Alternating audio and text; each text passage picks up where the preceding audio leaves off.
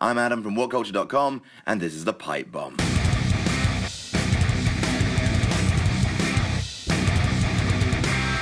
Sports entertainment. What does that mean? Surely all athletic competitions are broadcast with entertainment in mind, so all sport is sports entertainment. Except cricket. The term was created by Vince McMahon and is his catch-all wrestling philosophy. It ain't just a flying flag, it's the whole damn ship. And from that term comes the enforced preference of the word superstar rather than wrestler, diva rather than wrestler, and Roman Reigns rather than everybody. Many wrestling fans dislike the term sports entertainment, as well as people in the industry like Jim Cornette or even Steve Austin. Many others feel that in the modern WWE, the conflict between the athletic talents of a wrestler and things valued in a superstar like face, height, and build is more frustrating now than ever. But, frustrating or not, in a battle of sports versus entertainment, entertainment always wins. Now, I don't want to appear naive here, I prefer the term rugged. I'm not about to make a stupid claim that pageantry and storylines have no place in wrestling. Of course not. Entertainment is why we all love wrestling. There isn't a wrestling promotion on the planet that doesn't value the storytelling aspect of the sport. Hell, some of the most iconic moments in wrestling history have nothing to do with the act of wrestling itself. Tyson punching Michaels, Sting being lowered from the rafters, Austin 316. Amateur wrestling, i.e. wrestling as a pure sport, completely real, no fakesies, has been around for thousands of years, with evidence of grappling being found in ancient Greece, ancient Egypt, even as far back as the Sumerians 5,000 years ago. But the precursors to sports entertainment could first be seen in 19th century France. It began with huge strongmen, French wrestlers with genuine amateur wrestling backgrounds who travelled with circuses and challenged regular people to try and knock them down. The promoters made sure to give them nicknames to remind people how big and scary they were, like Edward the Steel Eater or Bonnet the Ox of the Low Alps. Even back then, the entertainment factor was as important as the sport. In response to waning popularity in the 1920s, professional wrestlers Ed Lewis, Billy Sandow, and Toots Mondt, who by the way co-founded Capital Wrestling, the precursor to WWE, Jess McMahon, Vince's grandpa, those three guys, known as the Gold Dust Trio, promoted wrestling cards with a style called Slam Bang Western Style Wrestling, featuring flashier moves like suplexes, arm drags, body slams, perfecting the art of the dramatic finish, and pioneering tag team wrestling. They contracted wrestlers to longer contracts, allowing for longer rivalries to develop. The historical precedence is clear, therefore. The sport by itself doesn't hold the attention. You have to add the razzle-dazzle. The very foundation of pro wrestling is sports mixed with entertainment. So why do so many people hate Vince's brainchild? Well, first of all, it's the fact that sports entertainment is a marketing term and is therefore inherently shallow and untrustworthy, but also some people see it as the thing that killed kayfabe. On February 10th, 1989, Vince McMahon admitted to the New Jersey State Athletics Commission that professional wrestling was an activity in which participants struggle in hand-to-hand primarily for the purpose of providing entertainment to spectators rather than conducting a bona fide athletic contest. Why? Well, he wanted wrestling deregulated by the commission to avoid paying tax to them for every event he promoted. They're not athletes, he said, frantically starting his getaway car. They're just entertainers. Okay, bye. Since then, the brand has been everything to him. Entertainment being prioritized over sports made sense in the 80s, while the novelty factor still shone brightly during the second wrestling boom. Like the strong men of old, these gigantic specimens still generated that palpable aura of the circus. They hadn't been overexposed. Go back and watch Andre the Giant versus Hulk Hogan at WrestleMania 3. Strictly through the lens of sport, the match is dog shit, but as an entertainment event, it's iconic.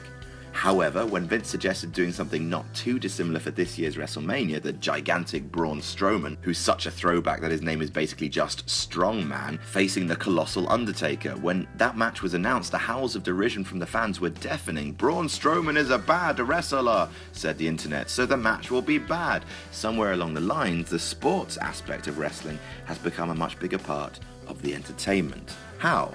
Well, for one thing, the rise of mixed martial arts. Since the early noughties, UFC and other companies like Bellator have risen to become a phenomenon in the world of sports. Of course, even MMA has elements of sports entertainment, with grudges being fostered and volatile trash talkers like Chael Sonnen and Conor McGregor being encouraged to sound off on their opponents. However, the legitimacy of the combat and its skyrocketing popularity has made the WWE look tame by comparison. The toughest men on the planet are no longer the guys with the rippliest pecs and the supermodel cheekbones. They're the lunatics with the scary tattoos who'll snap your arm right the f*** off. Also rising in popularity, though perhaps not to the same levels as UFC, is the independent wrestling scene that similarly finds more entertainment in the flamboyance of wrestling itself. Promotions like ICW, Evolve, PWG, CZW, Ring of Honor, New Japan, Pro Wrestling Noah, all of these are populated by the smaller, more technically sound guys raising the bar with feats of astonishing athleticism. And more importantly, the WWE has started to bring that real sports legitimacy into its own roster. Brock coming over from UFC and dominating with suplexes and Kimura locks. CM Punk's career taking off after declaring, "I am the best wrestler in the world." Cesaro being an amazing innovator. 5'10" Daniel Bryan retiring as one of the greats of all time. Crucially, you have the NXT model importing all the prestigious guys from the independent scene. Tyler Black, El Generico, Samoa Joe, Kevin Steen, Kenta, Prince Devitt, Shinsuke Nakamura. Even the NXT wrestlers who could be viewed as homegrown like American Alpha are incredibly over purely for being incredibly good. That's their character. They are really good at wrestling, the sport. Chad Gable even draws his name from Dan Gable, Olympic wrestler, the prestige of sports legitimacy. The problem is, this evolution within WWE, bringing in all these indie guys, makes the gap between sports and Vince McMahon's entertainment that much more jarring. We want to see the best wrestlers in the world doing the best wrestling in the world, and Vince McMahon has gone on record saying it doesn't matter if you have the best match or not, as long as the stories you tell are good. Now, the problem is, the stories aren't. Now, a lot of this could be solved if Vince's entertainment in question was good, which leads us to perhaps the simplest issue of the bunch, the taste issue. Simply put, the writing in today's WWE is atrocious. Everything that everyone says is bad. Well, okay, not quite. Paul Heyman's stuff is great. The New Day is great because those guys are incredibly hands-on with making their own stuff and crafting their own voice. But everyone else has to parrot the same god-awful dreck. All the babyfaces make corny jokes, hashtag tater tots, and all the villains sound less threatening than Adam Pacitti narrating the phone book.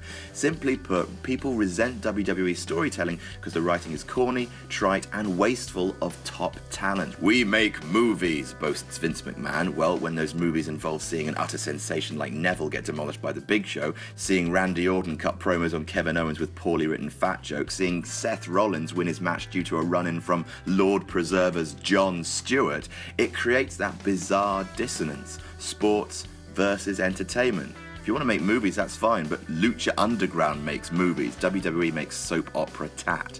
Worst of all, some people in the company are still fixated on the concept of the trademark superstar trademark as the pinnacle of entertainment. Braun Strongman, the fact that Big Show and Kane were all over the product in 2015, Roman's superstar good looks seeming to justify his spot so much more than his wrestling ability. That circus promotion style of entertainment is still hard-coded into Vince McMahon's mindset despite his company changing all around him. The fact that some members of management still have that vanilla midget never drew a dime attitude whilst having the best wrestlers in the world at their disposal makes fans want to bang their heads on the table. Seems like, to fans, there should be some sort of trade-off. If WWE is going to capitalize on the sports prestige that these athletes bring, the WWE should return the favor by allowing the superstars to maintain their quality of work, alter their view of what they regard entertainment to be, acknowledge that people are starting to value wrestlers rather than superstars. To be honest, and this is purely a conspiracy theory from me, when he established WCW, Vince's arch rival Ted Turner promised more athleticism and a higher focus on wrestling, and maybe that rivalry still has a little something to do with it on a psychological level. Vince's sports entertainment beat Turner's Southern wrestling, so the sports entertainment must be doing something right. Once again, I'm not saying that entertainment has no place in wrestling. You will never be able to separate the craft from slam bang Western style wrestling, just that WWE don't need to try so hard to make their stuff, quotes, entertainment with celebrities, endless backstage segments, Twitter polls, Jerry Lawler, authority promos, when in today's climate, all you need to do is take two amazing wrestlers, give them simple motivation, and then just let them put on great sporting encounters. That is great sports entertainment. Ultimately, on some level, WWE's focus on their lesser brand family fun rather than emphasizing the sporting credentials of their roster is good because it gives that extra boost to promotions like Ring of Honor and New Japan Pro Wrestling because they're the alternatives. NXT shines all the brighter for being a better utilizer of talent than the main roster, and more frustrated fans are seeking it out, or Evolve or Lucha Underground. That being said, however, you can't help but feel a deep pain whenever WWE signs one of your favorite wrestlers and turns them into a superstar. So, do you disagree? Tell us about it in the comments. Don't forget to like, share, and subscribe, and you can follow me on Twitter here. I'm Adam from WhatCulture.com, and this is the Pipe Bomb.